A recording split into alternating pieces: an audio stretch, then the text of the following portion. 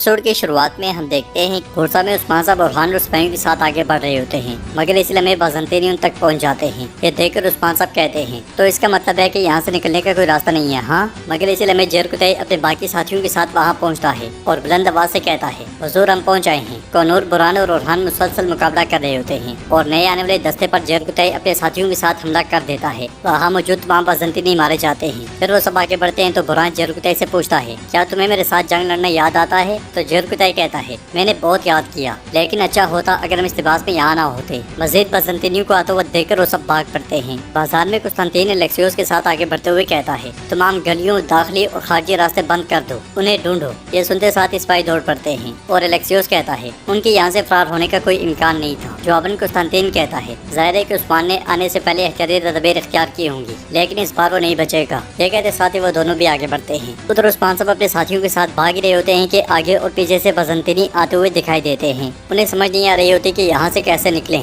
और कहाँ भागें, मगर इसी लम्हे ताजिर हैरिस्तो एक तरफ से दरवाजा खोलता है और कहता है, उस्मान साहब इस तरफ से। यह सुनकर उस्मान साहब बहुत खुश होते हैं और बाज़ंतीनियों के पहुँचने से पहले वो सब अंदर दाखिल हो जाते हैं। बाज़ंतीनी वहाँ पहुँचते हैं तो उन्हें देख नहीं पाते और शोर मचाते हैं, ये सब कहाँ गए हैं, उन्हें तलाश करो। वो चारों तरफ भाग पड़ते हैं। नाज़रीन, इसके बाद हम देखते हैं कबीले में अंजम बच्चे के कपड़ों में से सिलाइयाँ निकाल रही होती है। इसलिए में बाला खातून उसके पास आती हैं और उसे परेशान देखकर अपने साथ बैठा लेती हैं। फिर उसे प्यार करते हुए कहती है, मेरी तरफ देखो, वो कौन सा दर्द है जो तुम्हारे दिल में है, लेकिन उसकी तकलीफ तुम्हारे चेहरे पर आया है। मैं तुम्हें जानती हूँ, तुम ऐसी खातून नहीं है जो आम हालात में ये सब कहे। जवाबन अंजम कहती है, मेरा कोई नहीं बचा बाला खातून, मेरा खानदान, मेरे बाबा सब मर चुके हैं, मेरे पास कोई भी नहीं है जैसे मैं बात करूँ और अपने खदशात के बारे में बताऊँ। तो बाला खातून उससे कहती है, ऐसा क्यों कह रही हो, हम यहाँ है मेरी बेटी, ओरहान है, फातिमा है, गोंजा है, मैं हूँ। क्या ओरहान एक शोहर होने का हक अदा नहीं कर रहा? तो अंजम कहती है, वो करता है, यकीनन वो करता है, वो बहुत रहम करने वाला है। एक औरत इससे ज्यादा क्या चाह सकती है, लेकिन मुझे नहीं मालूम कि अलाउद्दीन और गोंजा को देखते हुए। बाला खातून उसे रोकते हुए कहती है, देखो बेटी, हमारे आबाओ अजदाद कहा करते थे कि हर इंसान दूसरे इंसान से मुख्तलिफ है। जिस तरह इंसान मुख्तलिफ है, इस तरह उनके इम्तिहान भी मुख्तलिफ हैं। तुम अकेली नहीं हो, बल्कि खुद को तन्हाई की तरफ धकेल रही हो। अगर तुम इस खेमे से निकल कर मदद मांगोगी तो हर कोई तुम्हारी तरफ दौड़ा चलाएगा। अब हम एक ही खानदान है और इसके अलावा जो अपना दर्द जाहिर नहीं करेगा वो उसका इलाज कैसे तलाश करेगा? फिर बच्चे के कपड़े देखते हुए कहती है, तुमने अपनी इस मेहनत को भी ज़ाया कर दिया। मेरी तरफ देखो, तुम्हें कहीं औलाद ना होने का डर तो नहीं है ना? फिर उसे परेशान देखकर कहती हैं, मेरी बेटी ऐसा मत सोचो, हर किस मत सोचो, तुम्हारी अभी अभी शादी हुई है, अभी मायूस होने की जरूरत नहीं है, तुम हर पर बस दुआ किया करो। इसलिए में उन्हें बाहर शोर की आवाज़ सुनाई देती है तो वो दोनों एकदम से उठकर आगे बढ़ती हैं। बाहर मेहमद सरदार याकूब को लेकर कबीले में दाखिल होता है और चिल्लाते हुए कहता है, दूर हो जाओ, दूर हो जाओ, सामने से दूर हो जाओ, अलाउद्दीन, अलाउद्दीन। ये सुनते साथ ही सब भागते भागते वहाँ आते हैं। मेहमद सरदारी खेमे के सामने घोड़ा गाड़ी रोककर एकदम से सरदार याकूब के पास जाता है। गोंजा बाबा बाबा कहते हुए सरदार याकूब के पास पहुंच जाती है और पूछती है, बाबा को क्या हुआ? तो मेहमद कहता है, मैं नहीं जानता गोंजा, मैं नहीं जानता। अलाउद्दीन भी वहाँ पहुंच जाता है और गोंजा उससे कहती है, अलाउद्दीन मदद करो, मदद करो। अलाउद्दीन सरदार याकूब की हालत का जायजा लेते हुए कहता है, याकूब भाई क्या आप मुझे सुन पा रहे हैं? मेहमद भी अलाउद्दीन से कहता है, अलाउद्दीन मदद करो। चलती हुई सांसें महसूस करते साथ ही अलाउद्दीन एकदम से कहता है, इन्हें जल्दी से शिफाखाने ले चलो। ये सुनते साथ ही सिपाही अलाउद्दीन के साथ मिलकर सरदार याकूब को लेकर आगे बढ़ते हैं। समय एलेक्सियोस कुस्तांतीन के पास आता है और उससे कहता है, वो नजरों से ओझल हो गए, हम उन्हें नहीं ढूंढ पाए कमानदार। यह सुनकर कुस्तांतीन कहता है, देखो उन्हें सोचने दो कि वो बच गए हैं, मैं जानता हूँ कि वो कौन सा रास्ता इख्तियार करेंगे। मैं कशिश वादी में उस्मान को अपने हाथों से मारूंगा। यह सुनकर एलेक्सियोस सिपाहियों से कहता है, घोड़े ले आओ। बोरसा में सिपाहियों की दौड़े लगी होती हैं। ताजिर हैरिस्तो एक ढकी हुई घोड़ा गाड़ी लेकर आगे बढ़ता है। सिपाही उसे रोकते हैं तो वो कहता है, ताजिर हैरिस्तो के रास्ते से हट जाओ, एक तरफ हो जाओ सिपाहियों, मुझे अपना सामान जहाज पर लादने के लिए जाना है।